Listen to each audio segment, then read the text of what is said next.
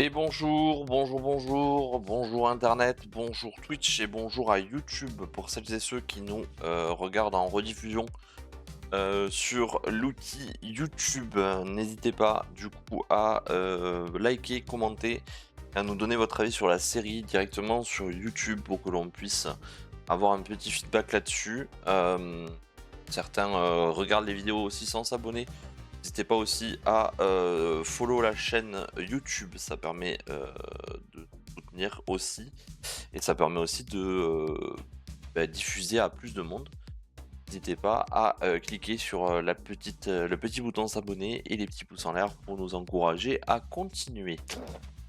Donc aujourd'hui, on se retrouve d'ici quelques instants avec Tom afin de procéder à la correction de mon exercice qu'il m'avait laissé la dernière fois.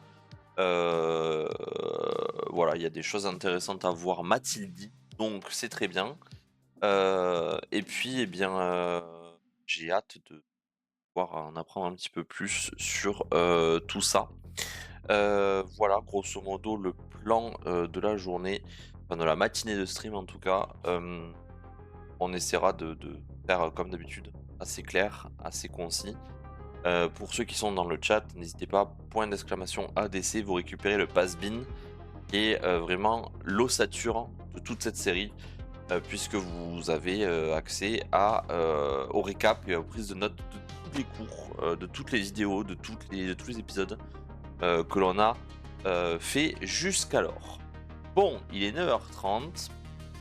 Je vais pouvoir passer sur mon autre bidule là. Alors, je vois un truc chez Titom qui me fait rire. Bonjour. Bonjour. Bonjour, et je me débute bien sûr. Je me débute. Et bonjour. Petit fail un peu sur la synchro là. J'ai vu que j'étais zoomé. Oui, Bonjour. oui. C'était magnifique. De toute beauté. De Voilà. toute beauté. Attends, faut que je me redézoome. Voilà, bonjour.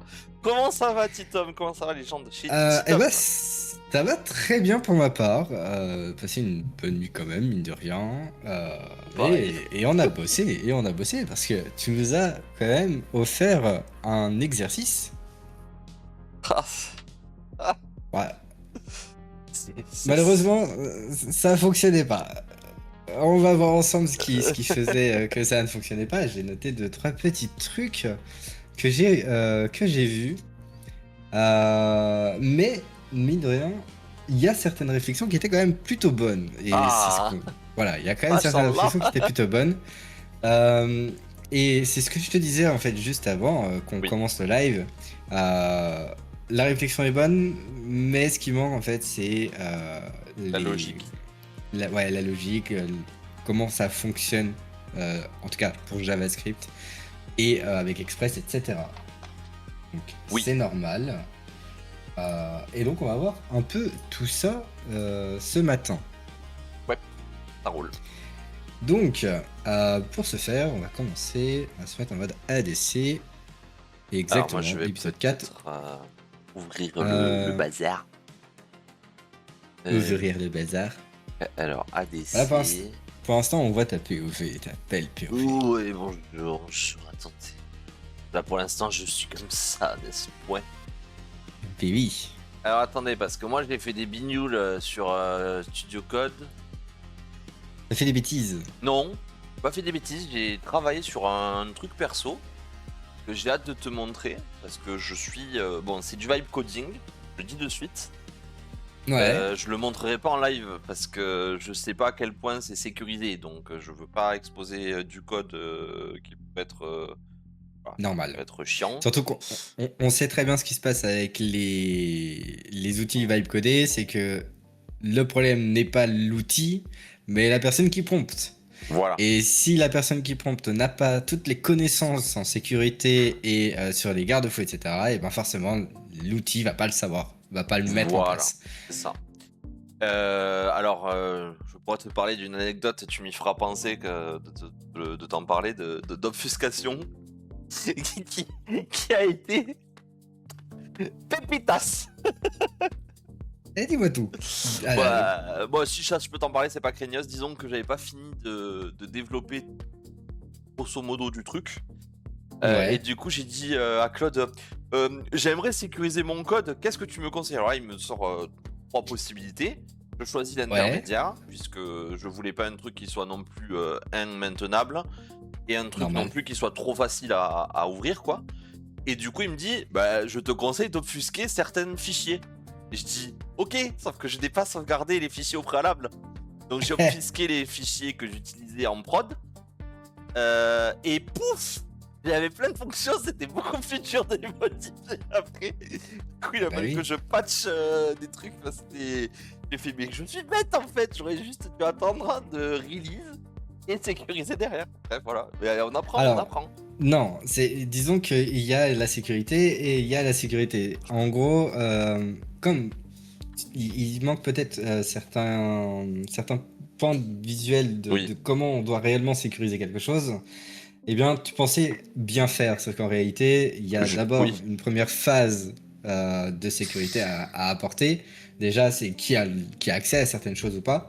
Oui. Ensuite, il y a le truc où tu vas te simplifier un petit peu la vie. C'est-à-dire que de ton côté, tu vas te créer, toi, un bypass parce que tu es Mmh, administrateur sur ton outil. mmh, Donc, d'abord, on fait ce genre de choses. Et après, on voit en fonction de ben, qu'est-ce que j'audite, qu'est-ce qui passe, qu'est-ce qui passe pas. mmh. Et après, à partir de là, on modifie. Toujours y aller progressivement. Yep. Mais bon, en tout cas, j'ai un truc qui fonctionne, qui me satisfait et qui plaît beaucoup à mes collègues. Parce que c'est un truc pour le travail.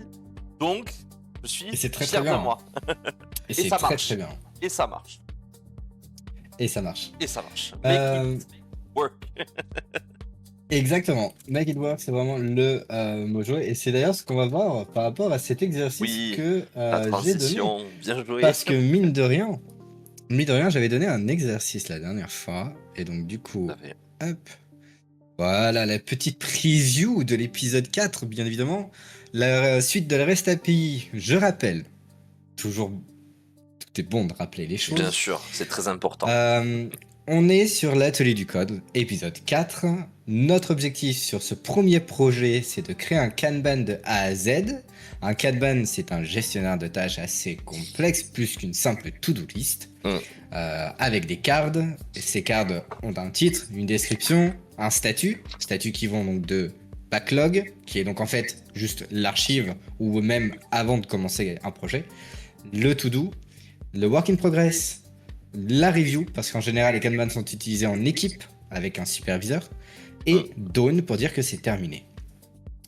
Notre phase actuelle, c'est la phase 1, qui est donc le cœur, le back-end, qui est donc ce qui va permettre de gérer le Kanban, la pierre en fait de stocker de tâches, comment on rajoute des tâches, comment on les délète, comment on les modifie, etc., etc. Donc, sur cet objectif de back-end, on a donc le développement du serveur Node.js avec Express. On a la mise en place des points d'accès, les fameux endpoints, pour lire et ajouter des tâches ainsi que les supprimer, etc. Là, c'est sur ce point-là qu'on est en train de travailler actuellement. Et ensuite, on va tester bien évidemment nos réponses. Donc, encore une fois, ces deux points sont ensemble. Enfin, les trois points sont ensemble. Je dis des bêtises, mais vous voyez ce que je veux dire. Et le petit exercice, c'était vraiment un préambule sur comment on interagit avec Express pour ensuite l'appliquer dans notre back-end à nous. Donc l'idée c'était vraiment, la consigne c'était donc de définir un tableau. Un tableau, je rappelle, qui est simplement une liste d'items. On peut par exemple voir avec des fruits, genre bananes, pommes. Ah, je sais pas où est-ce que t'écris, hein. Sur ton Et truc, on va- poires. Ah oui, oui, c'est Ah bon, bon, c'est bon, je suis peut-être débile. Hein. Vas-y, vas-y, vas-y. ouais, Ne c'est dans t'arrête les surtout consignes, pas. c'est Ne t'arrête définir un surtout tableau. pas. En vrai, j'aurais dû afficher comme ça. Donc définir un tableau, c'est un tableau là, pour le coup, j'avais pas été très spécifique, mais ce que j'attendais, c'était le tableau dans la manière la plus naïve et approche naïve de la chose. C'est, on demande un tableau, on demande pas une collection, on demande pas un objet, on demande un tableau. Donc, avec une liste de chaînes de caractères ou des chiffres, on s'en fiche, on veut juste un tableau. Renvoyer tout le tableau, ça, on l'avait vu, c'était le fameux get. Get, nous, c'était les tâches, donc voilà, on va remettre voilà, donc le get task. Ajouter un item au tableau, ça on a vu que c'était post task, mais ça on l'a vu dans les cours précédents. Et Oui. si je dis pas de bêtises, on l'a vu sur le cours numéro 2. Oui, exact. Et on l'a revu aussi en Dans le préambule du cours numéro 3. Oui. Renvoyer un item spécifique, là c'est simplement get task ID. Supprimer un item spécifique, delete task ID. Ça c'est un rappel de ce qu'on avait vu dans les cours précédents. Mais comment on met ça en place? Il va voir que c'est pas aussi simple que ça.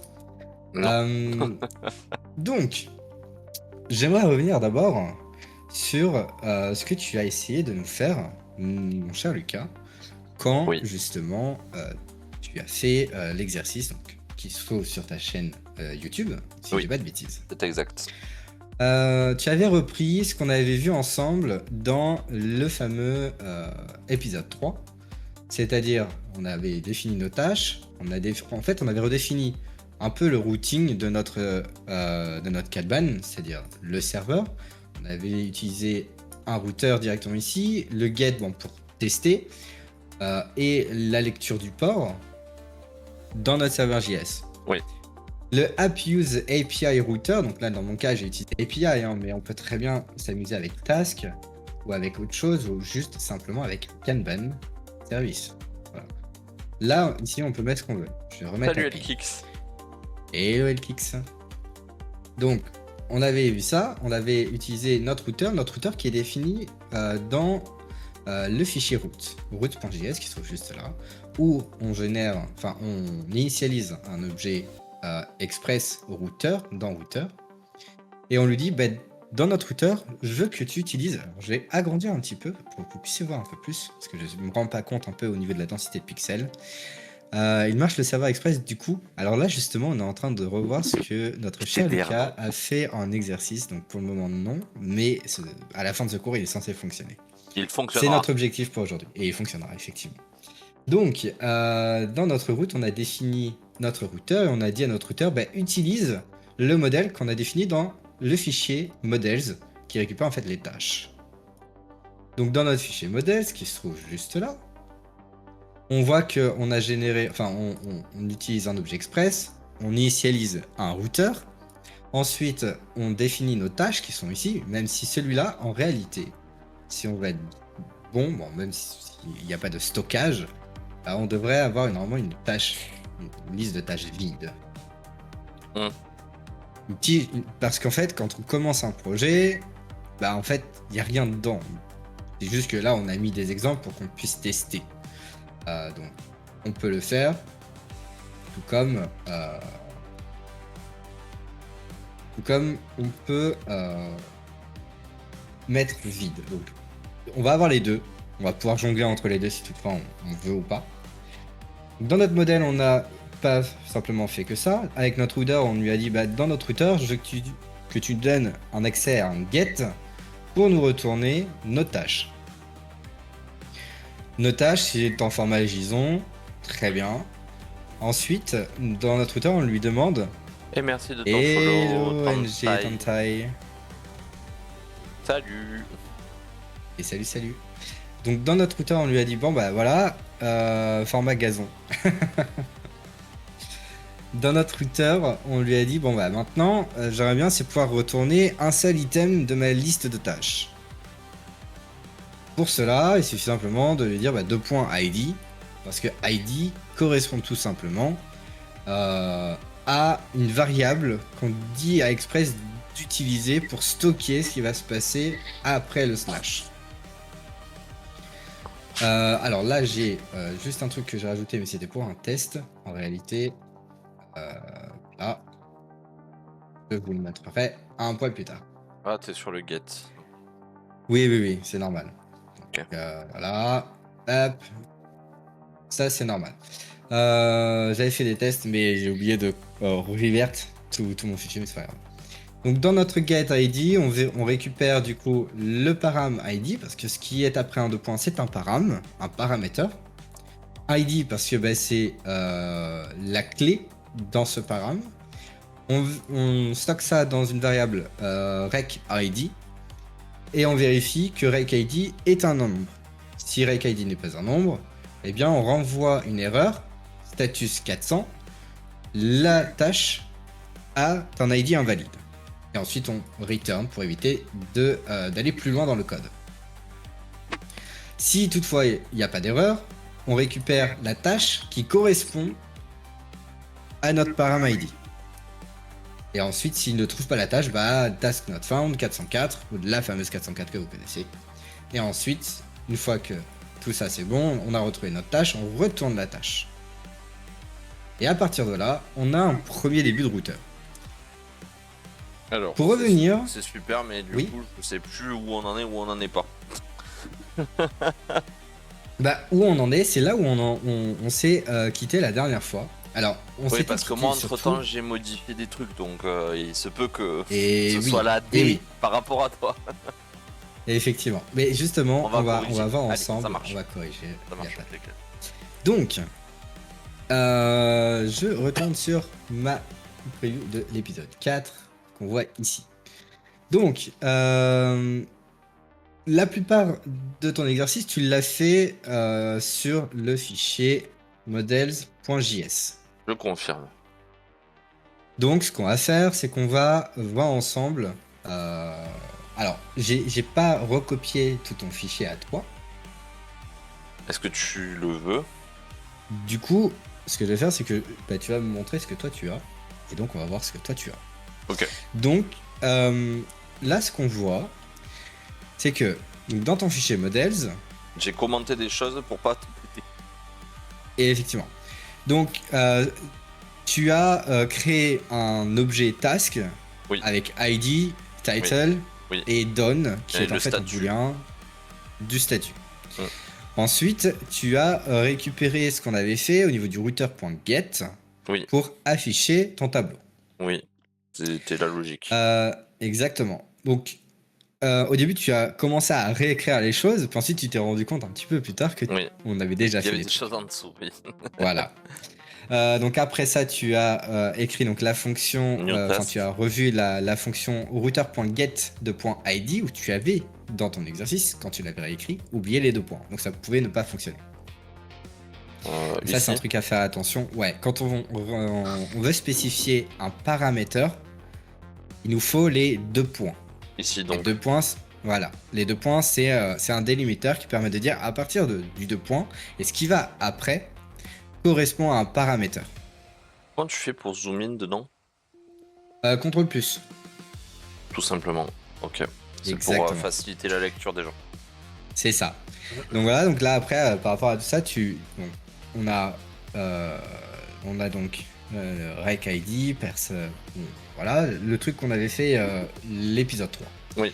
Et après, tu t'es dit, bon, et bien après ça, alors je reprends ta petite réflexion. Donc la variable task, l'idée c'était donc de faire uniquement un tableau avec une liste de strings, ça je l'ai déjà dit. Mais on peut très bien faire comme tu as fait dans ton exemple, pour que on puisse vraiment corriger dans ton cas.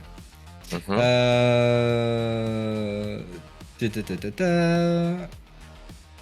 ça je te l'ai dit, c'est une syntaxe spéciale, oui, qui permet de récupérer dans la variable ID de rec params. Et tu as bien vu que c'était défini plus bas. Ensuite, tu as voulu ajouter la tâche post. Tu as voulu ajouter une tâche. Donc, tu as voulu créer un post. Oui. Tu as eu donc une bonne réflexion sur les datas d'entrée. On ne demande pas à l'utilisateur de nous donner un ID, c'est au service de générer pour nous. Ou la base de données. En fait, une base de données est capable d'auto-incrémenter les identifiants. Il y a en fait une sauvegarde d'un identifiant. C'est un incrément qui est immuable. C'est-à-dire que dès que tu crées une base, un tableau dans une base de données, il va lier un identifiant unique. Et dans cet identifiant unique, ligne, en fait. il va lier un compteur pour pouvoir incrémenter les identifiants de chaque ligne, etc. Alors, je peux me tromper, il y a des bases de données où t'enlèves une ligne et puis il garde ses identifiants, mais en général c'est comme ça. Il y a un compteur qui s'incrémente à chaque fois qu'il y a un ajout de quelque chose. Bon, ça, j'ai eu la logique parce que j'ai vu les Star-Lord farfouiller dans la Vera. Oui, voilà. C'est comme ça que ça marche. Un vol, un ID et ainsi de suite. Ouais. Sauf que ce que j'ai vu dans ton code, c'est que quand tu as voulu rajouter ces données dans ta collection, bah, tu avais juste défini une constante avec title et done, mais on ne sait pas d'où viennent ces données, ni ce qu'on en fait. Et là, en fait, c'est littéralement ce qu'on voit sur la ligne 14 de ton code. À la ligne 14, on voit que tu as défini new task. En fait, new task, c'est un objet que tu as défini avec ID task. Alors, je ne sais pas pourquoi tu t'es dit que dans la clé ID, on voulait remettre les tâches. Bonne question. Je ne sais pas. Title, oui, d'accord. Done, mais où viennent ces valeurs? Qu'est-ce qu'elles ont réellement dedans? On ne sait pas. Après, en fait, moi j'ai eu l'idée d'imaginer le pattern d'une carte que le user va remplir. Oui. Et donc l'ID égale la task, donc le numéro d'identifiant de la tâche, c'est la référence pour le code. Et du coup, je l'ai du mal le syntaxifier. Le title, c'était la proposition de titre. En gros, ça c'est comme si c'était la prévue des champs à remplir, tu vois, avec ce que l'utilisateur voyait. C'était ça ma logique. D'accord. Voilà. Mais potentiellement, pas comme ça que ça devait être retranscrit. C'est pas grave. C'est pas grave. En effet, quand on veut rajouter quelque chose, eh bien là, je pense que ça peut être intéressant de voir. Donc, je vais rajouter un truc. Comment on rajoute une valeur dans un tableau ou une collection. Donc ça, c'est un peu la base dans JavaScript. On va avoir un tableau. Je vais d'abord faire tâche et je vais faire tout simplement task 1, task 2, task 3. Ce qu'on a à un moment donné, c'est que on peut accéder à nos tâches en faisant console log task 0. Je fais ça. Ça va nous imprimer task 1. Parce que là, je n'ai perdu personne normalement. Le console log, c'est le fameux je print quelque chose dans la console pour que ça m'affiche ceci. Ensuite, si je veux rajouter quelque chose dedans, eh bien, task, c'est en fait un array. Alors, tac. Task, c'est un array. Un array, c'est quoi? C'est un objet. C'est un objet avec des méthodes à l'intérieur, slash fonction, pour lequel ça va nous aider en fait à manipuler le tableau qu'on a défini. Fichier Zison, un array, ça va tous les faire. Ouais. J'ai l'impression qu'on n'aime pas ma façon de prononcer les mots ici. Ça juge fort. Aïe aïe aïe, on va chicoter si ça juge. Hein. Jason. Jason. Donc voilà. Donc, array est en fait un objet. JavaScript fonctionne. Fonctionne par objet. C'est un peu. Je dis pas de bêtises.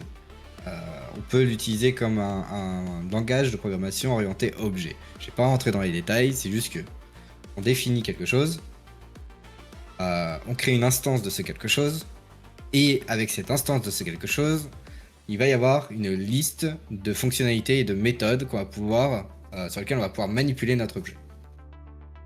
Et donc c'est le cas avec task. On peut, par exemple, push dedans. Push, c'est un mot qui est assez parlant, mine de rien. C'est un Push, ajout. c'est pour simplement rajouter une valeur. Mm. Mais dans le cas d'un array, push va le rajouter à la fin. Oula, j'ai fait une bêtise, je suis allé tout en haut. Push va le rajouter à la fin. D'ailleurs, Titom, tu connais Antelope.js? Nope, je connais pas. C'est un framework. Mais je... c'est un framework. Oui.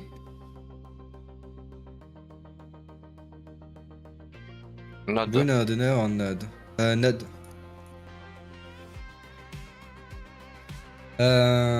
Donc, voilà. Et si on veut... donc voilà, donc là c'est pour rajouter en fait quelque chose dans un array. C'est comme un Express.js, mais plus fait pour la scalabilité. Il y aura un CMS Builder pour créer des API visuellement. Enfin, un truc de dingue. Je regarderai ça après le cours pour la essayer de culture voir perso. un peu plus. Ouais. En vrai, ça peut m'intéresser. Mais ça, c'est pour une simple liste de quelque chose. Nous, on manipule pas une simple liste. On manipule une collection.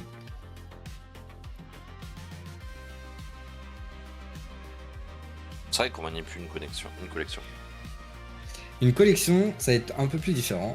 Alors, du coup, ce que je vais faire, c'est que je vais faire ça. Tac, tac. Const, task, égale une liste de quelque chose. On va avoir, alors, tac, ID, 1, task, pardon, title, task, 1. Est-ce que si je fais ça, ça Status. marche? Oui, ça marche. Ok. Oui, bam. Hop. On va y arriver. Profiter Là. du stream en plus grand. Donc, J'avais dit que je ferais une const. scène, j'ai oublié. Désolé. Désolé, gens. Donc là, on a défini notre collection. Bah, si on veut rajouter quelque chose dedans, eh ben, en réalité, on peut faire task push et on lui donne on lui donne un objet. Donc, pas besoin de lui donner bah alors, techniquement, si, on va lui donner un ID. Donc, ID 2, title, task 2, status, oui, possible. Alors, c'est moi qui définis si oui ou pas. Mais le point push, c'est ce qui va nous servir. On va aussi avoir normalement besoin du pop, je crois, ou du slice. Je sais plus exactement. Il me semble que... Alors, c'est plus simple en Python. Mais je l'ai noté. Et on verra ça un peu plus tard, c'est juste que là. Pour rajouter quelque chose dans une collection, c'est du coup la même chose. C'est juste qu'au lieu de rajouter un simple caractère, genre task 4, on va rajouter en fait un objet qu'on va construire. Ça, c'est juste le petit aparté sur comment on rajoute une valeur dans un tableau ou une collection. Et donc, on voit qu'en fait, finalement, une collection, rajouter quelque chose dans une collection, bah, c'est juste rajouter un objet dans un array. C'est aussi simple que ça.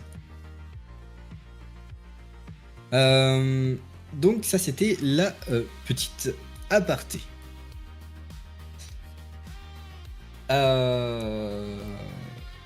Donc, je relis un peu mes...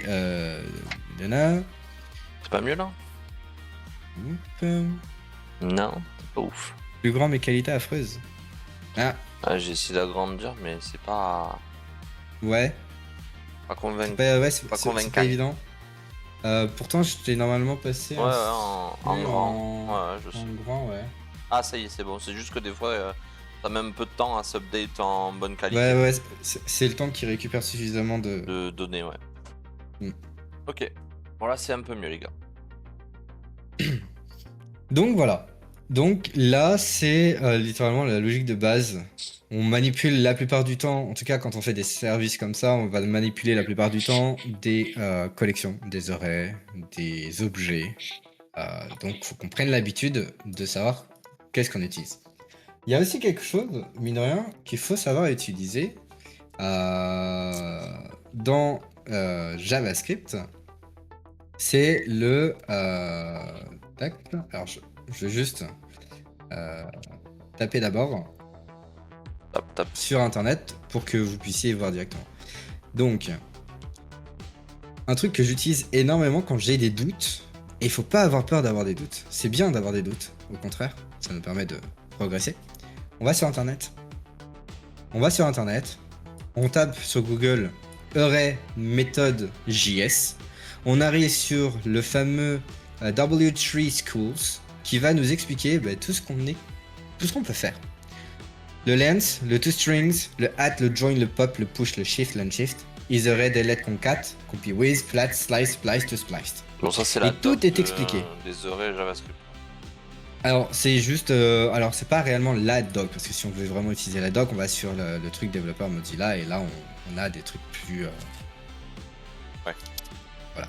C'est juste que j'aime bien, en fait, la façon dont W3 Schools marque les choses, parce qu'il y a des exemples, alors même dans la doc réelle, hein, c'est juste que je sais pas, j'ai l'habitude d'utiliser celle-là. Ouais, voilà. T'as le droit d'avoir Vraiment. des préférences. Voilà. Et donc, quand on cherche quelque chose, on va dessus et puis voilà. Et il n'y a pas que ça. On voit que on a aussi le cas des objets qu'on va utiliser pas mal, les properties. Ah oui, en plus ça ils font ça avec une vraie voiture et c'est là que j'aime bien. C'est des exemples concrets qu'on va utiliser et tout. Donc ça c'est plutôt cool. Donc vraiment, si vous avez un doute, n'ayez pas peur d'utiliser Internet. C'est vraiment le truc à faire. Donc, je retourne là-dessus. Tac, tac, tac, tac. Donc, ça, c'est pour rajouter quelque chose dans notre liste de tâches qui, soit elle est déjà existante, soit elle est vide. Et La donc... fonction task push, hein. D'accord. Comment ? La fonction task push. Exactement. Ok. En fait, c'est plutôt ma variable, point, okay. la méthode que je vais utiliser. Okay. J'ouvre les parenthèses pour lui donner en fait les paramètres qu'il doit utiliser dans la méthode pour pouvoir compute par la suite et faire ce qu'on veut qu'il fasse. Ok. Donc, comment ça se traduit du coup ici ? Parce que mine de rien, on n'a que nos get là pour le moment. Et on a vu que il suffit pas simplement de faire task.post. Ça marche pas. Comme j'ai cru voir. Non, ça ne marche pas. Parce que task.post ne fonctionne pas. Alors ça aurait fonctionné si, et seulement si, notre routeur s'appelait task. Et oui, or il s'appelle pas task ce marboulin. Il s'appelle pas task, il s'appelle routeur. Exactement. Exactement, notre routeur s'appelle routeur. Donc voilà. Alors je sais pas pourquoi il a décidé de pas fonctionner comme il faut. Oh mais c'est comme tout ce matin. Exactement. Donc au lieu d'utiliser task.post, on va utiliser routeur.post. Et comme on l'a vu plus haut, chaque variable, chaque méthode qu'on va utiliser de notre routeur, ce sont des verbes REST API et qui en fait ont besoin de paramètres à l'intérieur. Donc on ouvre des parenthèses. Comme premier paramètre, en fait, on lui demande, ok, tu veux rajouter un élément dans quelque chose, donc tu veux faire un post, c'est cool. Mais sur quelle route ? On pourrait très bien dire add item, on aurait très bien pu faire ça. Post add item, c'est possible. Sauf que, on va pas s'embêter, on va faire au plus simple. Notre post, comme notre get, prend aussi une fonction. Oui, elle clique, t'inquiète pas. Notre routeur prend aussi une fonction qu'il va exécuter le but des différentes méthodes. Oui.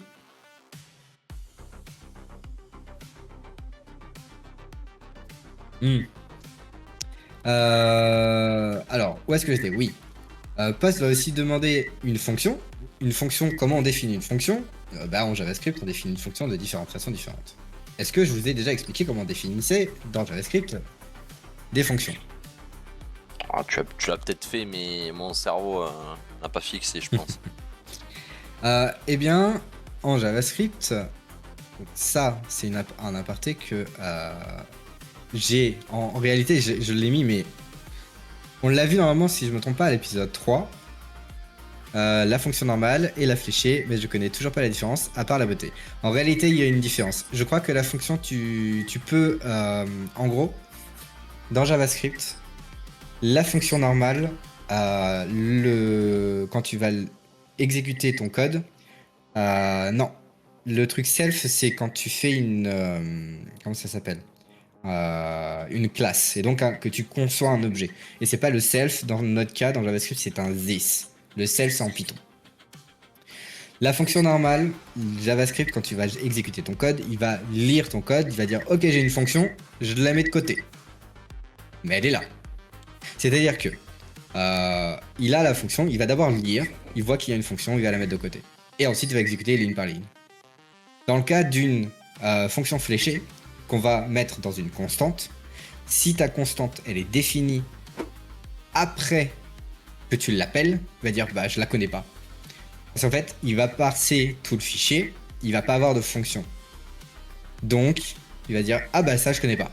Donc, j'exécute pas. Et je renvoie une erreur, je connais pas. Là où du coup la fonction, il va d'abord parser tout le fichier. Il va dire j'ai une fonction, je la mets de côté. Et c'est pour ça qu'à l'exécution, il va pas avoir de problématique sur bah je ne connais pas la fonction. Il va dire bah si en fait la fonction je l'ai dans ma tête, elle est quelque part par là. Voilà, je te l'exécute. Bon bah elle est définie plus tard, c'est pas grave, mais je l'avais déjà en tête parce que j'ai déjà lu le fichier. Donc voilà.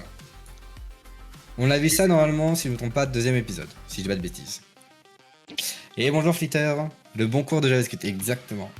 Oui, c'est un peu comme avec les livrets Flitter, mais pour JavaScript et pour que je sois de très nul à moins nul. Voilà. Alors là, je fais ça là-dedans, mais en vrai, on va faire ça plus simple. Et donc, il faut savoir qu'on a tout de dispo sur YouTube. Pardon. Allez, hop. Notez. L'élève dans la salle est sage. Donc, en JavaScript, on a donc, comme je le disais, la première fonction. Tuto passer de nuit à la merguez. Oui, et les merguez, c'est bon. Les merguez bien dorées. Et là, du coup, on exécute logique to do. Voilà, c'est la logique to do. Ça, c'est une première fonction. Et comme je l'ai dit, fonction, on peut très bien appeler notre fonction en haut et l'exécuter, ça fonctionnerait. En JavaScript. Oui. Sauf que si on fait la même chose avec const my second function ou my arrow function, c'est vrai que c'est plutôt bonne idée. My arrow function,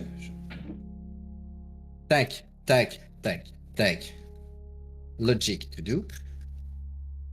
Et bien ça,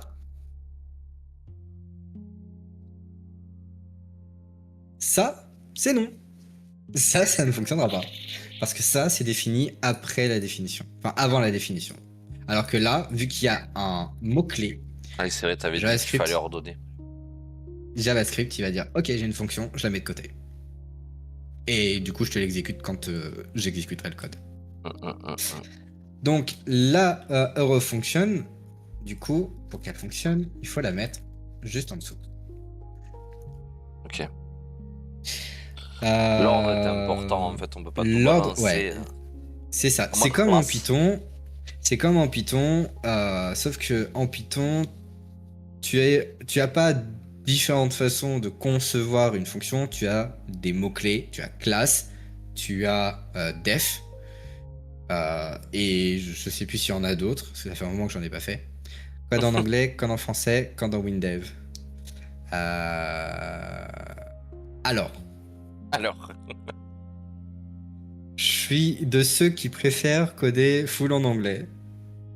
D'une part pour pratiquer, et d'autre part parce que c'est international. Et aussi parce que les langages de programmation, c'est ni plus ni moins que de l'anglais. Vous prenez Python par exemple, si tu as un minimum d'anglais, tu es capable. Et le 4.js est en anglais. Effectivement. Tous les langages de programmation sont conçus pour justement faire de l'anglais. te rassure, je suis pour le code en anglais aussi, surtout travaillant dans l'aéro. Mais dans tout. Euh, Pourquoi il a mis des petites étoiles? Ah, je pense que c'est parce que c'était un gros mot. Mais après, vous parlez à un prof d'espagnol qui essaie de comprendre l'anglais pour coder, les gars. Et qui décoder, oui, à la limite, mais coder. Donc imaginez le cerveau là. Routerget égale anglais. Oui, bah oui. Imaginez le Mais cerveau oui. dans quel sens je l'ai, les gars. I'm Ouais, good, je veux te voir coder en Spanish. Non, mais coder en Spanish. ça, c'est se faire du mal. Bah Tu oui. veux, je te code en Non, mais indien. alors, en réalité, faut savoir que si je ne me trompe pas, en France, il y en a beaucoup pendant les années, les vieilles années, qui codaient en français. Parce que bah, l'anglais et le français, enfin l'anglais en France, bah, on s'en battait toujours Les battait les roubignoles. cacahuètes. Aujourd'hui, c'est moins le cas, principalement par les réseaux sociaux, par le fait que beaucoup de ressources aujourd'hui sont facilement accessibles, mais principalement en anglais. Donc du coup, les jeunes se mettent un peu plus à l'anglais. Le code en chinois, les caractères qui sont plus lourds que le fichier lui-même. Oui, oui. À chaque fois que je vois des caractères asiatiques, ou des caractères pas vraiment... Voilà. Je souffle, vraiment. Parce que déjà, c'est pas lisible, et en plus de ça, une personne qui veut maintenir ça, bah, il se flingue, quoi. Bref, c'était une petite aparté de russe, ça doit... Non, mais le Voilà. russe, c'est dans la même catégorie. C'est dans la même C'est non. catégorie. À rajouter de la vodka partout, ils en finissent par... voilà. De l'iranien, c'est une blague de circonstance qui me plaît. On se moque Donc... pas, on rit ensemble. Et oui, c'est important. Donc, Pardon. là... Donc du coup, ce que je disais, c'est que dans notre fonction ma fonction, bah, en fait c'est la syntaxe assez classique. Pour le const my hero function, eh bien c'est une syntaxe beaucoup plus moderne pour définir une fonction. Dans les deux cas, pour retourner quelque chose. Return truc truc. Oui, bon, il me retourne truc truc, il n'y a pas de problème. Return truc truc. Il existe, grâce aux arrow functions,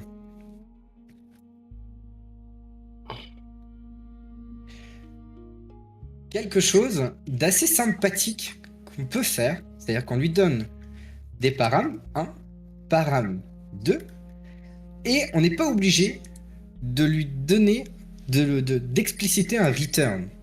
Un return, c'est uniquement quand on a des brackets. On est capable de faire un return en faisant param 1 plus, enfin param 2 plus param 1. J'ai mis à l'envers, c'est pas très grave. Mais en fait, ceci, si j'exécute ça, ça va me retourner ceci. Pourquoi? Parce qu'en fait, après la flèche, ça sous-entend une exécution. Et on peut très bien aussi simplifier comme ceci. Voilà. On peut très bien simplifier comme ceci. Pourquoi je vous fais cet aparté? Tout simplement parce qu'à partir de maintenant, dans notre poste, on va définir quelque chose d'un poil plus complexe. Donc, là, comme je le disais, on a défini un routeur. On a défini dans notre routeur qu'on voulait faire un poste. On lui a donné le chemin sur lequel on veut exécuter notre poste. Et on a besoin de récupérer la request et la réponse. En fait, du coup, si on décompose, request et réponse, c'est le routeur qui va le donner. C'est l'objet routeur qui va donner request et réponse. Pourquoi il va donner? Parce qu'on lui a dit au routeur de retourner, d'exporter le module. Et on a vu que dans la route, notre module est réutilisé ici dans task et réutilisé dans un autre routeur pour avoir d'autres routes ici. Et utilisé dans notre serveur ici pour dire à notre app qui est express à partir d'API utilise notre routeur. Donc en gros, ce qu'on a, c'est que notre app, quand elle va trigger quelque chose sur API, va utiliser routeur et va lui passer des requêtes et des méthodes de réponse qui va être ensuite passé à notre routeur ici, router use task, quand on va chercher task. Curl, localhost, ça on l'a vu Ah oui, à l'épisode 3. le curl, on l'a pas API, réparé. ouais, c'est pas très grave. Alors, je déteste celui-là. Donc, localhost 3000. API ici. Donc on est donc ici. Là, notre routeur, on veut task. Donc on spécifie task. Non, le échappe de merde. C'est juste qu'en fait, je veux pas qu'il me montre la suite. Mais PowerShell c'est vraiment de la merde PowerShell. Mais c'est pas grave. Donc, je réécris pour la énième fois consécutive. Voilà, task. Je vais faire un espace, c'est plus simple. Et donc à partir de là, on entre du coup dans le routeur du modèle qui est défini dans le modèle. Et donc, le routeur ici va donc nous passer les requêtes et les méthodes de réponse. C'est le routeur qui le donne. Donc là, dans le poste, on va avoir donc un objet requête, un objet réponse, sur lequel on va pouvoir faire des choses. Sauf que c'est pas tout. Là, pour faire notre poste, on a besoin d'informations. On ne fait pas un poste tout simple. On doit reprendre nos tâches qui sont ici et définir ce qu'on a besoin d'envoyer. On a dit que l'ID, il faut que ça s'incrémente. On ne veut pas que l'utilisateur envoie son ID à lui en disant cette tâche-là prendra cet ID-là parce que je l'ai défini. Le problème, c'est que si on laisse ça, il risque d'y avoir une problématique dans notre base de données qui fait que un objet va avoir le même identifiant. C'est un gros problème dans le cas où on va avoir une base de données avec énormément d'items. Si on dit je cherche cet item-là et qu'en fait ça nous retourne 2 items, c'est de la merde. Oui. On veut pas, on veut retourner qu'un seul item. Donc on utilise des identifiants uniques. Les informations qu'on a besoin du coup de demander à l'utilisateur, c'est donc le titre qu'il veut donner à sa tâche et le statut qu'il veut donner par défaut. Ça, le statut, c'est libre, techniquement. On pourra voir dans l'application que en réalité, on peut donner dans les préférences utilisateurs un statut par défaut. C'est-à-dire qu'on n'est pas obligé de lui dire quand tu crées une tâche, je veux que tu utilises le statut par défaut to do et pas que tu utilises le statut par défaut backlog. Ça pourrait être juste un menu déroulant où le user sélectionne. Exactement. Exactement. Donc on a vu que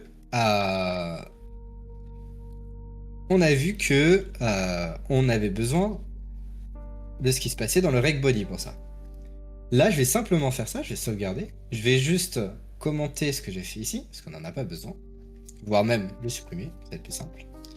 Je vais démarrer mon service, npm start. Notre service démarre. Hop là.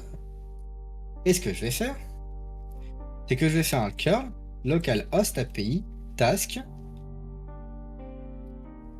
J'ai bien mes tâches.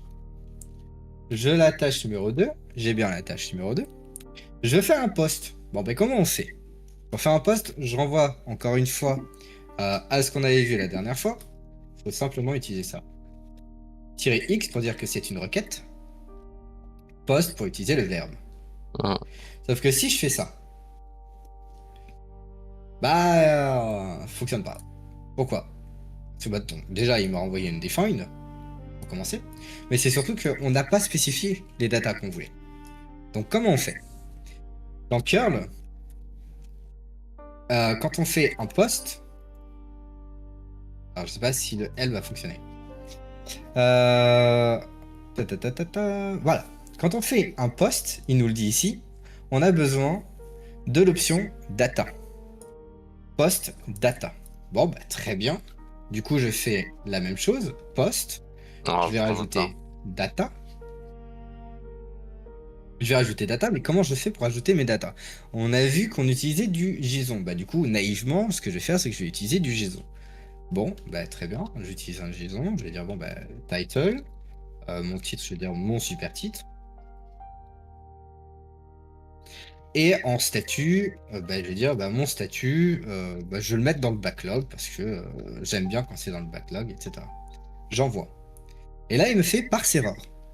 Je ne comprends pas ce que tu viens de m'envoyer. Et c'est normal. Parce qu'en fait, quand on est dans un shell, ça va probablement le noter.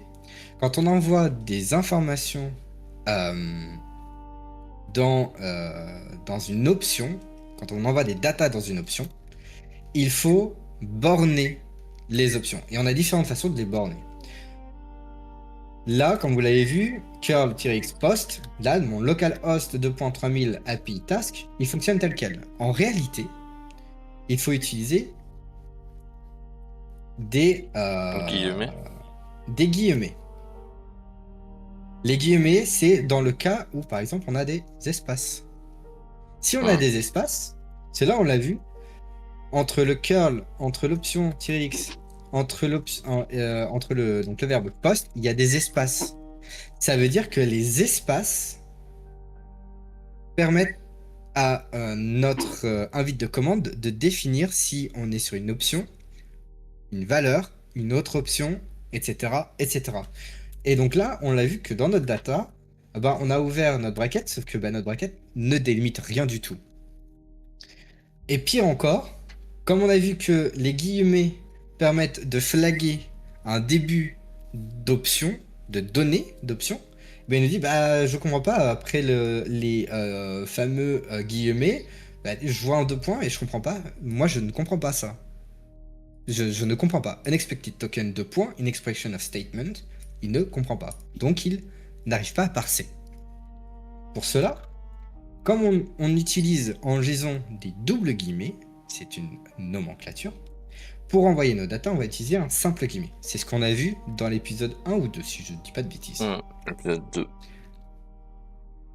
Merci Lucas.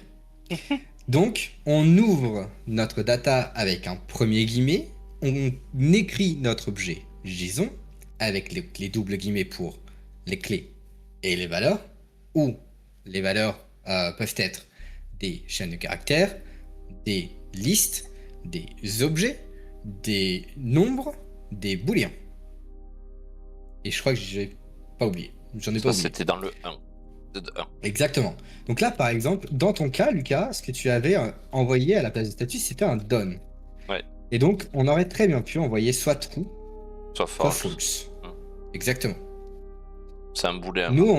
Voilà. Mais nous, on va utiliser status, tout simplement. Et je vais rajouter donc le backlog. Donc là, on est en full chaîne de caractères dans nos valeurs de clés de notre data. Et que du string, j'envoie ceci. Ouais. Donc là, j'ai envoyé ceci et malgré ça, il me renvoie toujours rien. Il y a un problème. Il me renvoie surtout undefined. Et là, en fait, on est en train de se dire, d'accord, il y a un problème. Et le problème, j'ai déjà vu pour vous quel était le problème. Parce que c'est un truc assez basique. Ah bah oui. Pas croire. Eh bien, c'est qu'en fait, le data ici, notre REST API, elle ne comprend pas le type de données qu'on lui a envoyé. Il faut lui dire, interprète ça comme un JSON.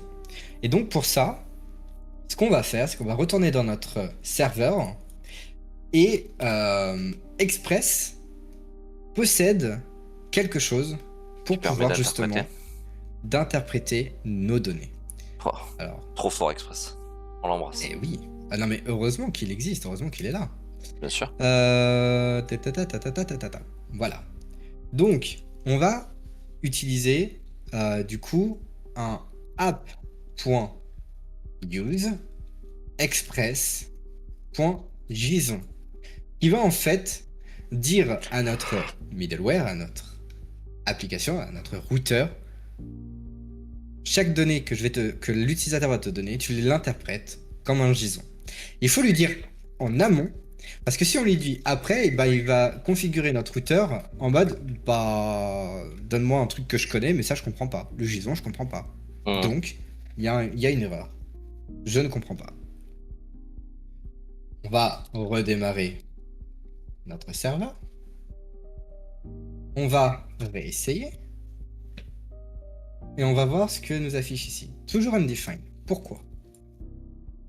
Bonne question, Jamy. Pourquoi? Eh bien, parce que ça ne suffit pas. Il nous faut un header en disant, alors si je dis pas de bêtises, hein, content type, ça vous pouvez pas le deviner. Application, JSON. Qu'est-ce qu'un header? Qu'est-ce qu'un header? Alors, très bonne question, j'aurais dû préparer ça. Merde. Bah, la semaine prochaine. Ouais, c'est pas grave. Un header, ça va dire en fait à notre requête comment interpréter notre requête. Ok. C'est un peu une clé de C'est- lecture. Ouais, si on peut dire ça. Enfin, c'est pour les noobs qui comprennent rien. C'est le On code. va Enfin, c'est le. Oui, c'est le bout qui permet de décoder, quoi. C'est pour dire en fait à l'interpréteur de la requête comment interpréter la requête. Ouais. Ok. C'est bon, pas besoin de plus, Voilà. c'est clair. Allez, continue, chef. Et là, normalement, si je dis pas de bêtises, Ouais, voilà. C'est vert, ça renvoie à quelque chose. Bravo, oui. exactement. Donc là, qu'est-ce qu'on a? On Mon a super titre, notre En backlog. dans notre modèle, notre console.log nous a logué ici rec.body. Oh, Ça c'est cool. oh là là. Sauf que on a un problème. Oh non, Là, pas de je problème. ne peux plus du tout exécuter quoi que ce soit. Mon il mon a- curl il est frisé est bloqué. Ok. Mon curl est bloqué. Pourquoi il est bloqué? Cœur est bloqué. Allez. Ben, je sais pas. Faut Faut redémarrer le PC.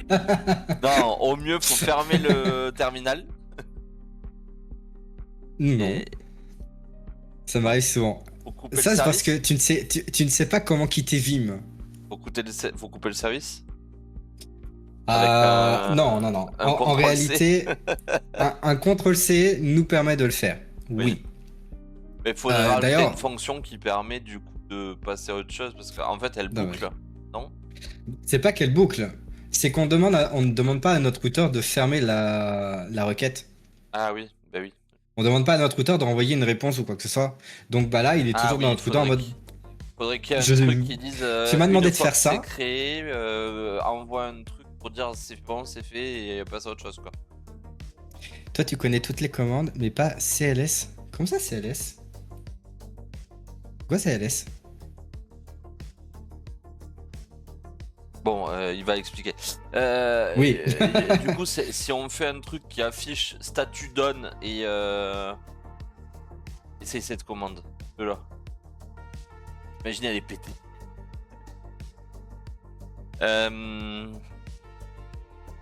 Je crois que j'ai compris. Ah, non, j'utilise le clear. Bah, CLS, ça fonctionne aussi. Ah, c'est pour les Mais- lignes infinies. Oh là là. Oui, ok. J'ai pris l'habitude de printer correctement. Mais bon, voilà. Du coup, Et je crois que j'ai compris du Qu'est-ce- coup. du coup, dis-moi. Ben, Tu, il tu faut- as, il tu, as, faut- tu as commencé à avoir un début de réponse et on t'a coupé. Oui, non, mais c'est pas grave. Il faut peut-être rajouter la possibilité que dans la route, une fois que la ligne dans la base de données est créée, ça renvoie un done qui, du coup, permet d'enclencher autre chose. Comme de dire, voilà, c'est terminé, j'ai fini mon job, je suis Mhm. apte à le refaire. Ou je suis apte à Ouais. faire un autre job. On a déjà écrit cette ligne-là. Actuellement, dans notre modèle, il y a déjà cette ligne-là. Ok. D'après toi, c'est laquelle? C'est une question ça. Un peu sans plus, moi Un j'ai pas la même indice version. Mais un indice, actuellement, c'est affiché sur mon fichier. Là, les viewers voient. Voient Le routeur où post, est-ce le voit. Le routeur poste? Non. non? Non, ça justement, c'est notre point d'entrée sur notre poste. Et c'est justement lui qui veut pas nous arrêter nous arrêter le process et nous renvoyer que bah, j'ai fini mon job. J'ai pas percuté sur la question, donc je sais pas. Alors, je répète la question.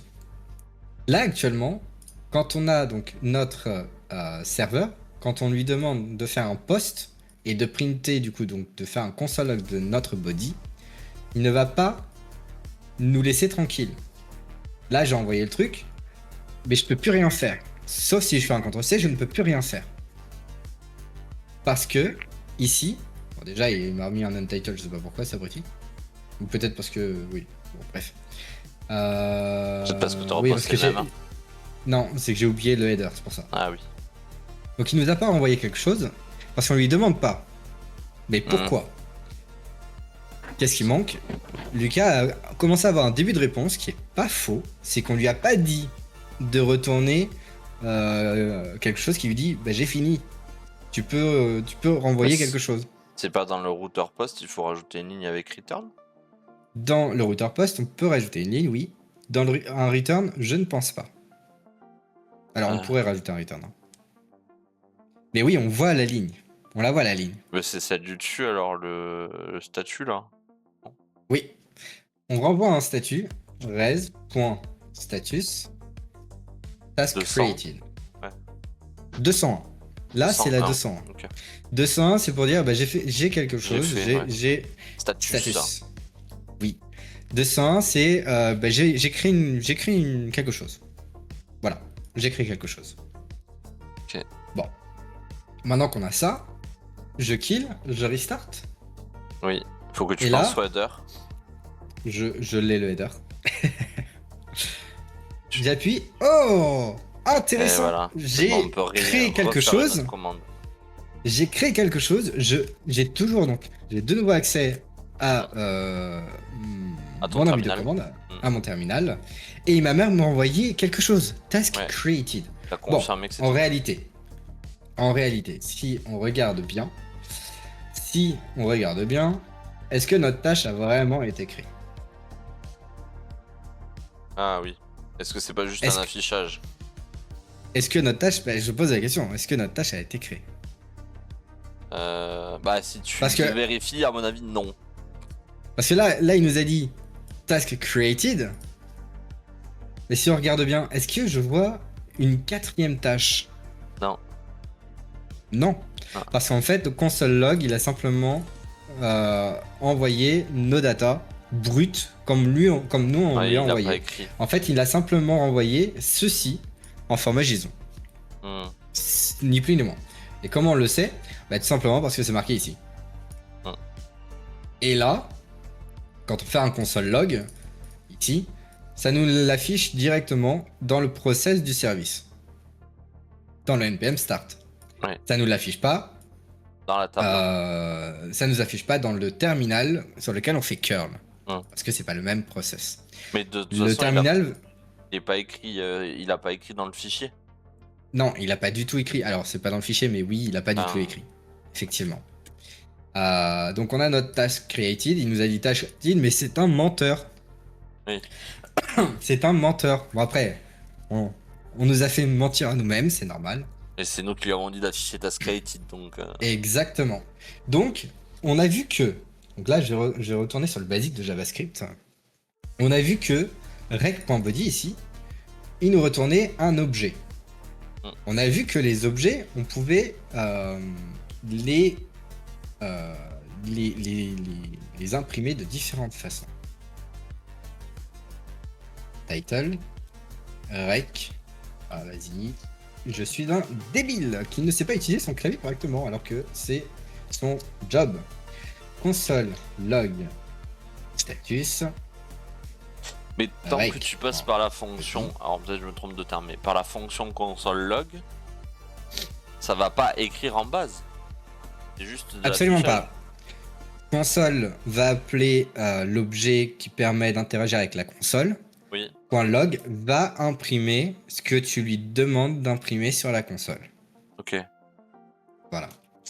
Donc là, si je rappelle un peu en JavaScript, rec.body, c'est un objet. Comment on accède à un objet? En faisant un point de la clé. rec.body, point ma clé. Et en faisant ça, je vais redémarrer. Je vais refaire ceci. Qu'est-ce qu'il va faire? il va me console log title, mon super Hum, titre, reg body statut. title, statut, backlog, Hum, reg body status. hum. On a vu un peu plus haut, on n'a pas vu un peu plus haut. Donc là, du coup, c'est très très bien. Donc, en JavaScript, on a la possibilité de faire plusieurs choses. On peut rajouter dans une variable par décomposition, soit d'un array, soit d'un objet. Là, rec.body, c'est un objet. Du coup, on peut très bien dire, je veux décomposer. Je veux décomposer avec title et avec status. Et donc, je veux décomposer à partir de rec.body. Ceci, c'est de la décomposition. On aurait très bien pu faire autrement. On aurait très bien pu faire... Hop là, je fais là. Const body égale rec.body. Ou const title égale rec.body.title. Const status égale rec.body.status. Donc ça, c'est les Ça, c'est trois vrai. façons de faire. Oui. Ok, Et même, je dirais même rec.body, rec.body. ok. Voilà. C'est des façons de faire. Mais JavaScript nous simplifie la vie en disant bah, on est capable de faire de la décomposition. On peut Hum, décomposer. Tout comme si toutefois on avait const my tab égale 1, 2, 3, const 1, 2, 3 égale my tab. Là, ok. c'est la même chose. Ok. 1, si on console log 1, puis 2, puis 3, eh bien, hop. Là, qu'est-ce qu'il va faire? Il va Hum, nous 1, 2, 3. Il nous a console log 1, 2, 3 comme ça. ok. Et merci pour le follow, Poupi. S'il n'y a pas de title ou status, ça fait une erreur de déstructuration. Oui et non. Oui et non. En fait, je pourrais très bien, là on va le voir tout de suite, console log title status, je vais les afficher l'un à côté de l'autre. Et ce que je vais faire, c'est que je vais rajouter quelque chose. Other key, other value. Ah, qu'est-ce que j'ai foutu comme connerie? Sean. Expected 2 points. Quoi? J'ai fait une bêtise. Oui, c'est moi. Vraiment. J'ai mis une virgule et mettre un 2 points. Voilà. Et donc là, bah, pas de problème. Je redémarre. Je recommence. Mon super titre backlog. Ok, mais pourtant, RegBody, on a bien vu qu'il y avait quelque chose. Alors, on n'est pas bête. On peut très bien faire console log, reg.body. Là, en fait, il y a un truc, moi, qui m'enquiquine, c'est que je ne comprends pas. Hop, on a donné une autre valeur, mais on la voit pas là dans nos trucs, c'est normal, on ne déstructure pas. Task created. Title, mon super titre, status backlog, over key, over value. Mon super titre backlog. Dans ta requête, enlève title ou status. Dans ma requête, oui. Oui. Ah bah oui. Là, par contre, si je l'enlève, task created, undefined, il n'y a pas de problème. Parce qu'en fait, dans JavaScript, tu as trois états de variables. Tu as undefined, nul et quelque chose. Undefined et nul, c'est pas la même chose.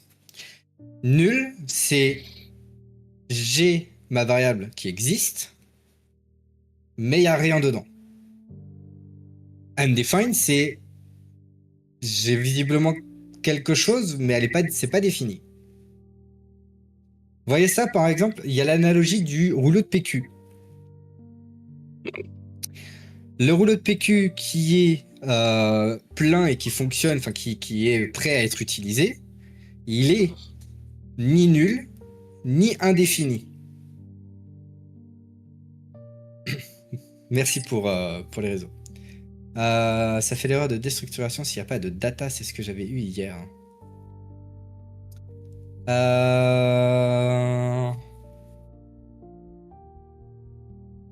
Peut-être. Il faudrait peut-être aller un peu plus loin pour ça. Du coup, je continue mon analogie. Donc, on a donc notre rouleau de PQ qui est plein prêt à être utilisé, ça veut dire que il est ni nul ni indéfini.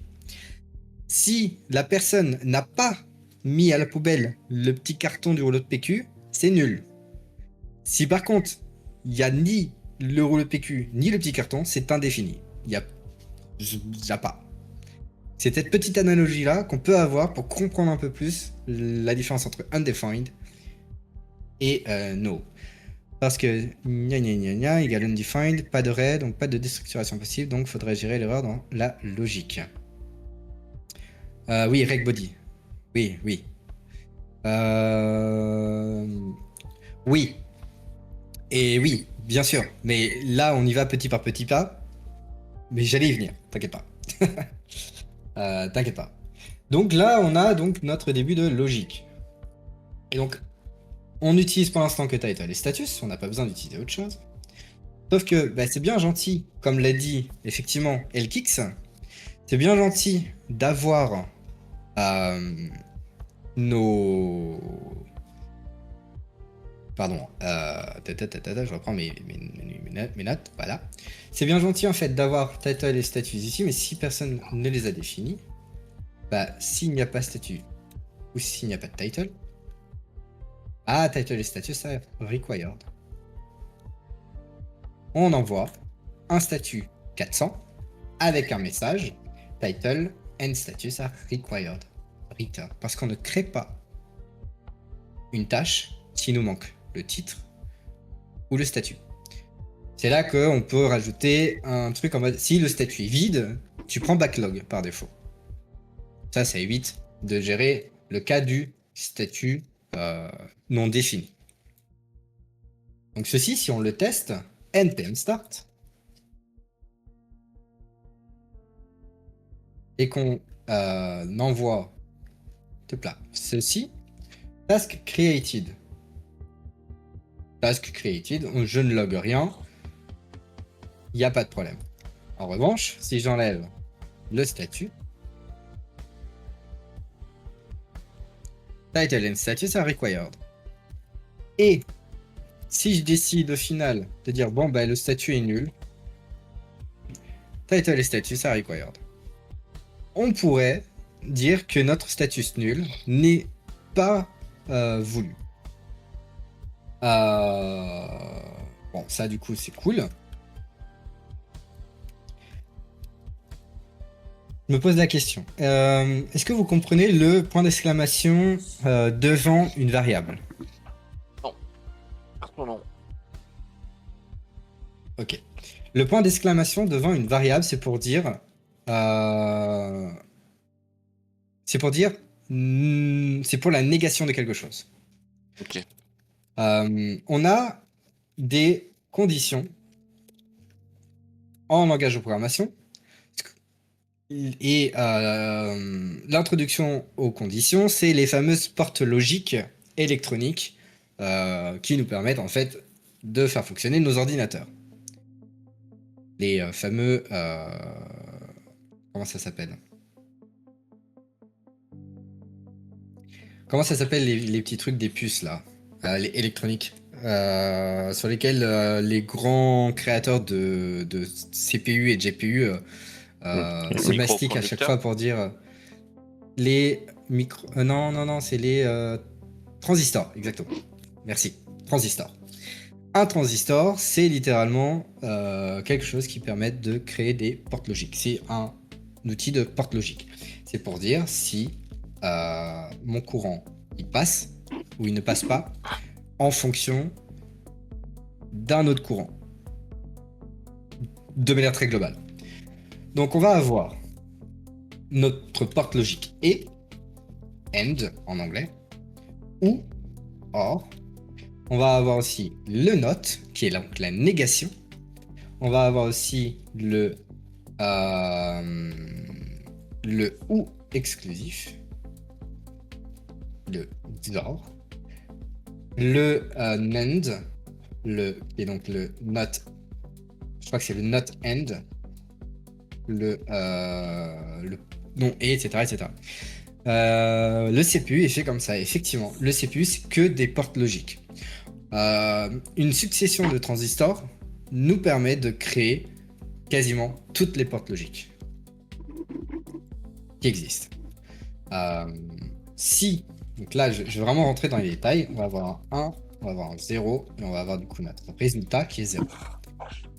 Donc, on va avoir A, B et C. A, qui est donc notre première condition, B, qui est notre deuxième condition, C, qui est notre résultat. Dans le cas d'une porte en E, l'un et l'autre, bah, si A est égal à 0 et 0 est égal à 0, bah c'est 0, parce que ça ne fonctionne pas. Pour que ce soit 1 à la fin, il faut que les deux soient 1. Donc ça veut dire que si A est égal à 0, B est égal à 0, C est égal à 0 aussi. Si A est égal à 1, B est égal à 0, bah C est aussi égal à 0. En revanche, si les deux sont égales à 1, alors ça passe. Si j'ai quelque chose dans ma valeur, alors peut-être que cette partie-là, je pourrais la mettre à la place dans le fichier Markdown. Que ça pourrait être intéressant, je pense. Et vraiment cette petite aparté parce que c'est peut-être plus intéressant. Tac. Ça.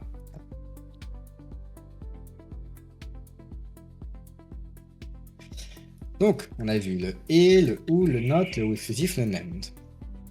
Là, on va faire la porte et.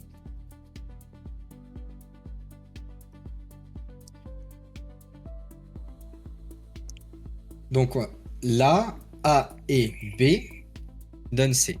Est-ce que c'est plus simple de faire ça, hein?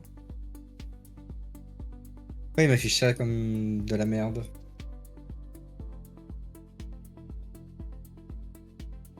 Ah, il veut pas afficher ça sous forme de tableau?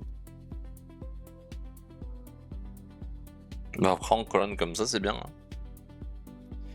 Oui, là, il accepte, mais il veut pas copier-coller. Et bah, c'est de la merde. Ouais, non, c'est de la D. La bonne merde.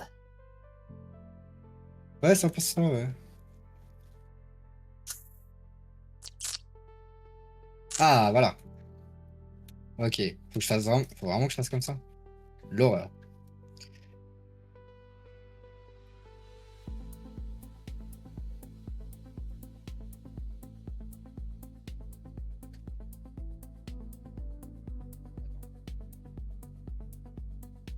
Ah, ok, d'accord, non, en fait, il m'en manque un.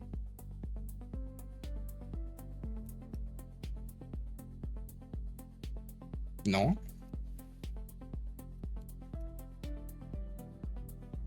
Ah, je comprends pas.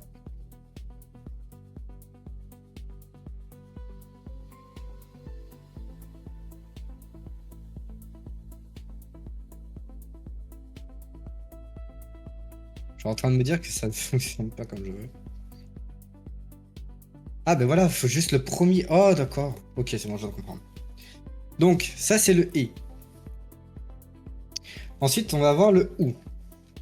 Le ou, concrètement, c'est à peu près comme en haut, à quelques différences près. Le ou, c'est tout simplement si l'un est vrai, eh ben le résultat reste vrai. C'est-à-dire que Donc, t'as dans 3 le possibles. cas du B, si 0 ou 1, eh ben le résultat sera 1. Si 1 ou 0, bah, le résultat sera 1 aussi. Le note, c'est tout simplement A, B, tac tac,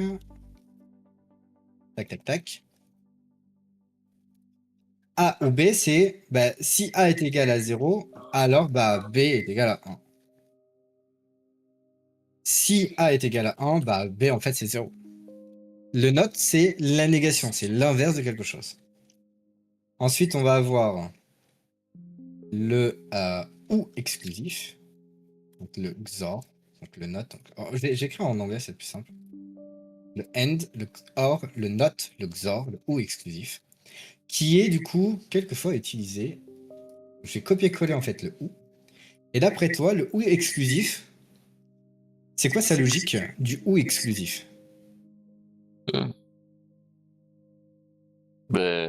marche pas, sauf OU, si c'est un OU qui est exclusif. C'est sémantique. ça permet d'avoir une variable. Par défaut, c'est oui, mais s'il y a ça, ça marche. Non. Dans le principe, c'est un OU. Sauf que si les deux sont vrais, alors le résultat est faux. Le résultat il est faux. Si l'un des deux est vrai, c'est vrai. Par contre, si les deux sont vrais, le résultat est faux. Il y a des cas d'application du ou exclusif. Mais enfin bon. Ensuite, on a vu à la fin, c'est ce que je me disais, en dernière ligne, t'avais mis 1, 1, 1. Ah bah oui. Mais on est là justement pour faire trigger les gens. Donc le NAND, le not end. Le not end d'après vous, c'est quoi? Le not end. Je sais pas. Le not end, on prend la logique du not. Oh non, pardon. On prend la logique du end et on inverse. C'est-à-dire que quand les deux sont à 0, le résultat va être égal à 1. Quand l'un des deux va être vrai, bah, le résultat va être vrai. Quand l'un des deux aussi est vrai, ben, si c'est un et, si on a un des deux qui est faux, bah, ça reste vrai. En revanche, si les deux sont vrais, bah, c'est faux. C'est le AND qui est inversé. Voilà. Donc ça, c'est les trucs les basiques que on utilisera principalement le AND, le OR et le NOT, ainsi que probablement le NAND. Le ou exclusif, il n'y aura peut-être pas de cas précis où on l'utilisera. Même moi, dans mon taf, je l'utilise très rarement. Je l'ai utilisé uniquement à l'école, mais c'est tout. Donc voilà. Pourquoi, du coup, j'ai voulu vous parler de ça? Tout simplement parce que en JavaScript, le not est représenté par le point d'exclamation. Not title, c'est-à-dire que si il n'y a pas de titre, on passe dans la condition. La condition devient vraie. En revanche, si j'avais pas mis le if title ou if status, si l'un des deux était vrai, ben on serait retourné là-dedans. C'est-à-dire que s'il existe un title et s'il existe un statut, ben on renvoie title et status à require. Pardon, ce qui n'est pas vrai. On veut l'inverse. On veut que si title ou statut n'existe pas, title and status are required. En revanche, l'inverse de ça, ce n'est pas... Parce que... Alors, j'ai un peu vite en besogne. Et je suis désolé. Donc, ça, on a vu que c'était not. Ensuite... Alors, comment je peux délimiter ce truc? Ouais, comme ça. Donc ça, on a vu que c'était le not. Le et, il s'écrit comme ça, en double esperluette. L'IA qui t'a dit reveal. Oui. Et ensuite, le double pipe, qui veut dire... Oh. Oui, il m'a tout reveal. Oui, non, mais c'est pas très grave. C'est pas très grave. Donc on a le not, on a le end et on a le or. C'est les trucs qu'on va utiliser quasiment tout le temps. Donc là, dans notre if, on a dit si pas de titre ou pas de status, on renvoie une erreur. Aucun problème. En revanche, on peut aussi très bien faire l'inverse. If title. Mais l'inverse de s'il n'y a pas de titre ou s'il n'y a pas de status, c'est quoi l'inverse de ça? S'il y a un titre ou s'il y a un statut. Où il y a un statut? C'est-à-dire que si... Et un statut. Et un statut. Et un statut, exactement. Parce que s'il y a un titre ou il y a un statut, alors ça fonctionne, ça veut dire que bah on accepte l'un ou l'autre, l'autre peut être nul ou indéfini, on s'en fout. Non, en réalité, on veut absolument les deux. Donc si titre, donc title, et status. Donc l'inverse de non ou non, c'est oui et oui. Vrai ou vrai. Enfin, vrai et vrai, pardon. Ça, c'est l'inverse. Je pourrais créer plein d'exercices par rapport à ça, mais on va pas avancer. Là, le but, c'est d'aller un peu plus loin. Donc, on vérifie que notre titre et notre statut correspondent. Si ça ne correspond pas, ça ne va pas. Sauf que par la suite, bah, c'est bien gentil de vérifier qu'ils sont required ou pas, mais on pourrait donner n'importe quoi à title et à status, tant qu'ils ne sont pas nuls ou indéfinis. Sauf qu'en réalité, dans notre base de données, on demande à ce que title soit un string et que status, dans notre cas, soit aussi un string, une chaîne de caractères, une string. Dans ton cas, status c'était done, donc j'aurais voulu que ce soit un booléen. Comment on fait du coup en JavaScript pour vérifier que telle chose est bien de ce type ou pas? En JavaScript, on a le mot-clé type of. On a le mot-clé qui s'appelle type of quelque chose. Type of permet de dire type of title, va trigger en fait le type de title, et le comparer avec du coup le type en chaîne de caractères. On a string, on a booléen, on a array et on a object. Et donc on fait la même chose. Type of status. Sauf que là, on cherche à flag la moindre erreur. Donc c'est comme là-haut, on flag la moindre erreur.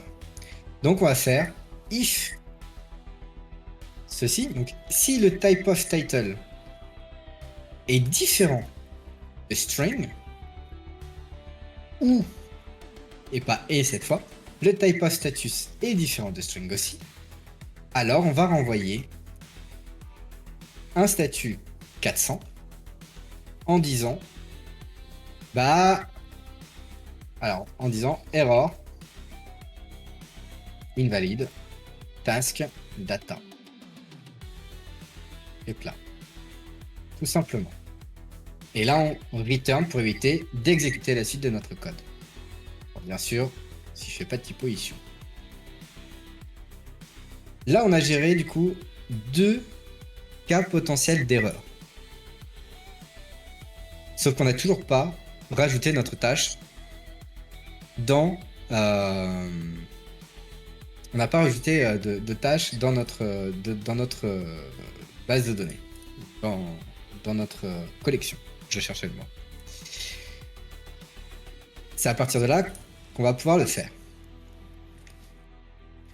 On veut que notre tâche rajoute...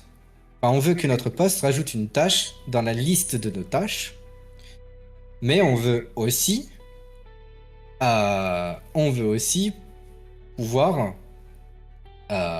vérifier que la collection, que si la collection est vide, eh bien on prend par défaut l'identifiant numéro 1. Si la collection n'est pas vide, on prend l'identifiant, le dernier identifiant qui existe dans la tâche, et on l'incrémente de 1. JavaScript, comme beaucoup de langages de programmation, utilise des fonctions. Dans notre cas, des fonctions, des objets. Dans notre cas, on a l'objet qui s'appelle mat. L'objet mat possède une fonction max qui permet d'avoir le maximum parmi une liste de chiffres.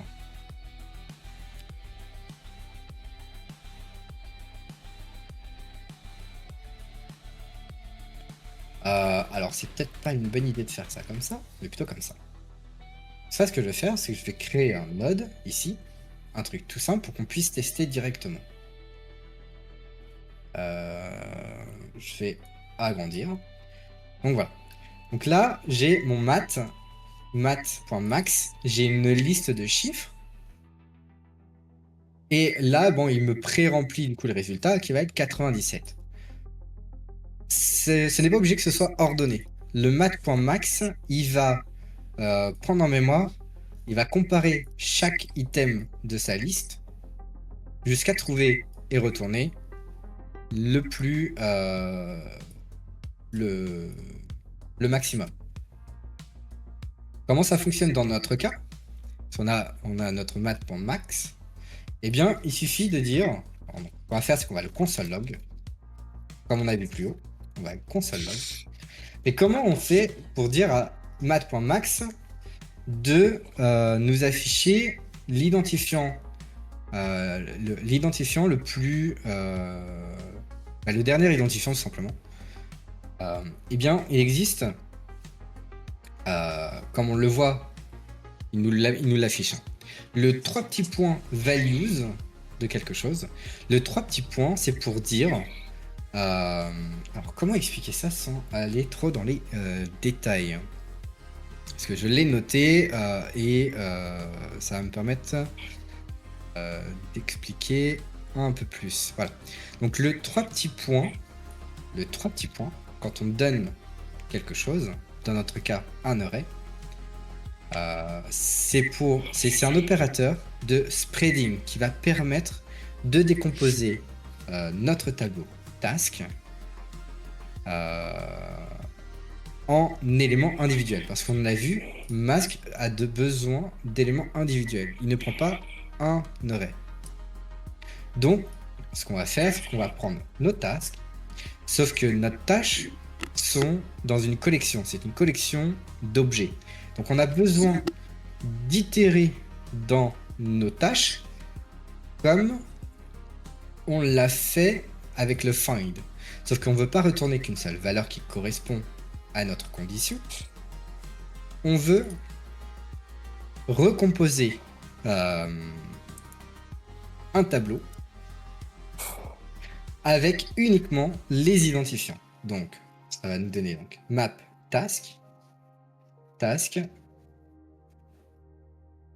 .id. Je vais juste prendre ceci, prendre un petit peu de temps pour vous montrer que ceci, le CTRL-C, CTRL-V qui fonctionne pas pour je ne sais quelle raison. Alors, on fait juste attention au timing, il est 11h. Ouais, je suis pas allé aussi loin que je le voulais. C'est my bad, j'ai blablaté. Et il faut qu'on corrige mon fichier en plus. Oui, alors justement, c'est ce qu'on était en train de faire du coup. npm, alors non, c'est pas lui, c'est celui-là. npm start. Là, je vais donc du coup plat, status backlog. J'ai pas écrit bien, mais c'est pas grave. Task created, qu'est-ce qu'il nous a imprimé? Il nous a imprimé 1, 2, 3. Task.map recrée un array avec uniquement les identifiants dedans. Et donc, ce qu'on va dire au mat.max, c'est qu'on va décomposer ce nouvel array pour qu'il nous affiche l'identifiant le plus élevé. Et donc, on va utiliser ceci. Ah, vas-y, il casse les cacahuètes. Hein. On va utiliser ceci pour dire notre nouvel identifiant, c'est lui plus 1. Const new id égale ceci. On va pouvoir le sauvegarder. Je vais un peu plus vite là pour le coup. Ah. Et donc, je vais pas printer new id parce que je suis bête et je vais aller trop vite. Ok, je sais pas ce qui se passe, mais c'est lent et je sais pas ce qui crée cette lenteur. Tac, tac, là, hop, et là il nous a créé donc notre identifiant numéro 4. Et à partir de là, il suffit simplement de faire task.push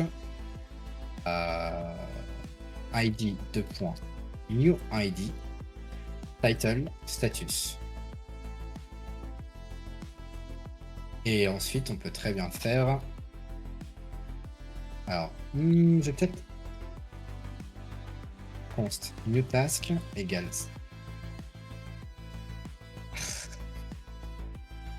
Je sais pas pourquoi le CTRL-C, CTRL-V ne veut pas fonctionner. Je saurais pas te dire. J'ai juste décidé de te casser les pieds. Ouais, clairement. CTRL-S. Là, je restart.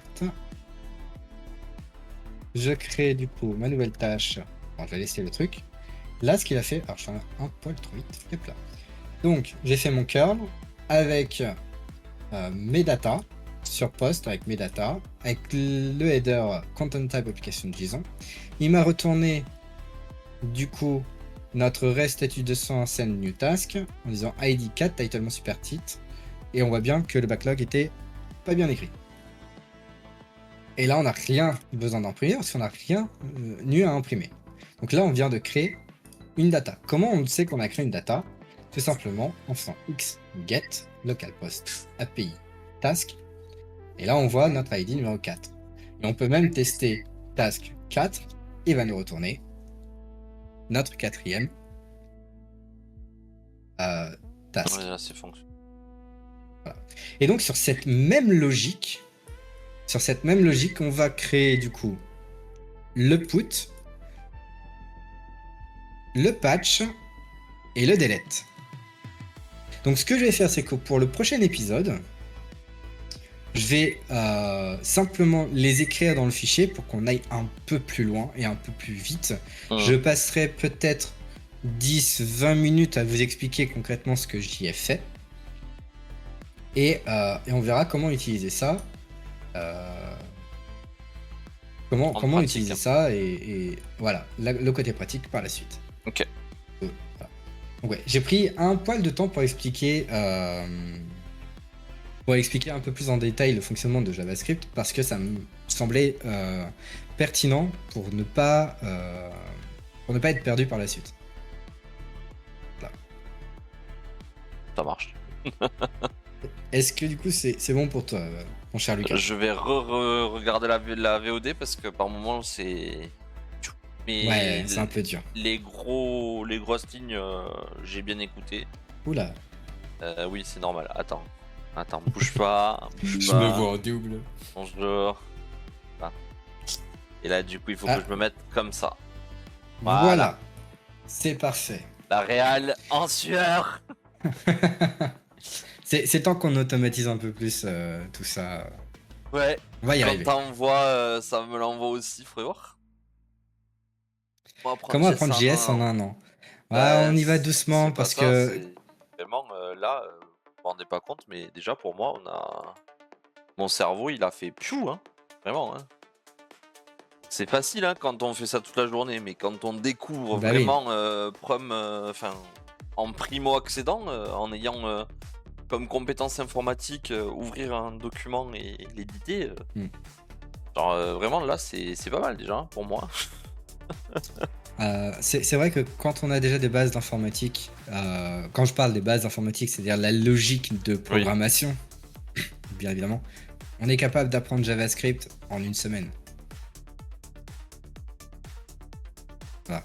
Je dis ça car ça fait 1h30 tous les 2-3 semaines. Non, c'est 1h30 toutes les semaines. Et puis, oui, à côté, il y a des choses qui se passent que vous voyez pas forcément. C'est ça. Et moi, je lis des choses, j'essaye d'avancer de mon côté, mais il n'y a que vraiment quand je fais avec Titum que c'est concret que je peux pratiquer et essayer de comprendre à partir de ce qu'il me dit.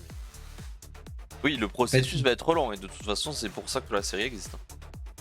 Ben oui, l'idée c'est pas de vous montrer juste comment on le fait et je tape sur mon clavier et je vous montre de A à Z comment créer un Kanban. En fait, le but c'est de créer un échange pour voir déjà ce qui est compris et ce qui n'est pas compris, ce qui est à peaufiner, ce qui est à approfondir, parce que le but c'est de consolider Et Des notions, simplement. exactement. L'idée c'est J'avais pas pas le mot. l'idée c'est pas de suivre un tuto comme on irait sur YouTube et que je reproduis ce qui est fait ou même je récupère un GitHub, je le customise pour moi et je m'en sers. C'est pas ça du tout l'idée du projet. L'idée c'est qu'on a pris quelqu'un qui ne connaît rien, moi, Mmh.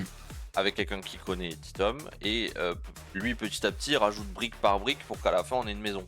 Et oui, la maison elle prend du temps parce qu'on veut partir sur des fondations qui soient très stables. Donc oui, ça C'est va ça. être long, mais on doit passer par là. Après, si c'est que ça, j'attrape Claude, je paye un abonnement de 21 € par mois et je fais du vibe coding sans comprendre ce qui se passe. Ça marchera, mais je comprendrai rien à ce qui se passe. C'est pas Alors, du ça tout. marcherouillera, ce sera Oui, ça pas non plus. marcherouillera. En gros, c'est ce que je dis, Ah, à mais chaque moi je. fois, c'est que Pardon, je t'ai coupé parce que j'ai pas vu de une souci. question qui m'a fait rebondir. Le vibe coding pour moi, c'est juste quelque chose qui. T'as une problématique sur l'instant T, tu utilises vibe coding. Ouais, Point. ouais, ouais, je peux comprendre Mais si tu ça. veux régler un problème sur le long terme, tu vas pas vibe coder. Tu vas développer, tu vas prendre le temps de poser les bonnes pierres, de faire en sorte que ben, déjà ton architecture fonctionne et qu'elle est scalable par la suite parce que tu veux justement que ça fonctionne sur le Mhm, long terme. mhm. C'est voilà. Ouais, et puis pour répondre à la question de Kix, je compte pas de devenir dev. Moi je suis prof, je suis très heureux en étant prof. Le développement devient un hobby et l'idée c'est, in fine, de développer la plateforme Pulsaris. Alors je suis en train de travailler dessus de mon côté. Je vais montrer à Titom, enfin on va voir avec Titom ce qui pourra être gardé et ce qui pourra ne pas être conservé, le modifier parce que j'ai mine de rien déjà beaucoup de briques de mon côté qui ont été générées à l'aide de l'IA et qui seront nécessairement modifiables et modifiées pour des raisons de sécurité, pour des raisons d'appropriation du code, pour comprendre ce qui se passe. Mais moi, je ne compte pas devenir dev. Petit homme, lui, est dev, c'est son travail. Oui, c'est mon Et taf, ouais. il est payé pour faire ça. Moi, mon travail, c'est de faire apprendre à des enfants comment on parle espagnol. Et je ne compte pas en changer. À part si je gagne au loto, et à ce compte-là, je ne deviendrai pas développeur, je deviendrai pilote d'avion. C'est tout. Et non, je veux pas du tout devenir dev. Je veux juste comprendre et mener à bien mes projets, ne plus être bloqué par la partie technique, développement informatique. C'est ça l'idée. C'est ça. Et mine de rien, c'est pas rien. Du coup, et je regardais s'il y avait eu des commentaires sur les vidéos, donc je vois pas de commentaires pour le Non, il n'y en moment. a pas. J'assure la Donc, veille sur le commentaire, hein, t'inquiète. nice. Si dans le chat vous avez encore donc, des questions, faut pas hésiter, c'est le moment où justement là on se Au moment de pose. la fac. Voilà. On répond à vos questions, donc n'hésitez surtout pas. Pour en revenir du coup à cet épisode, donc déjà j'ai vu que je m'étais trompé moi sur mon overlay, j'ai laissé épisode 3. Aïe aïe aïe. Mais en Catastrophe. réalité, on est toujours sur les restes à payer, donc en vrai ça Oui, va. il y a une logique. Moi, En vrai, je ça va. titrerai épisode 4, mais bon, pas bien grave en soi. Euh, ce qu'on va faire, c'est que, comme je vous l'ai dit, c'est que pour le prochain épisode, je vais finaliser le modèle pour avoir le delete, le put et le patch.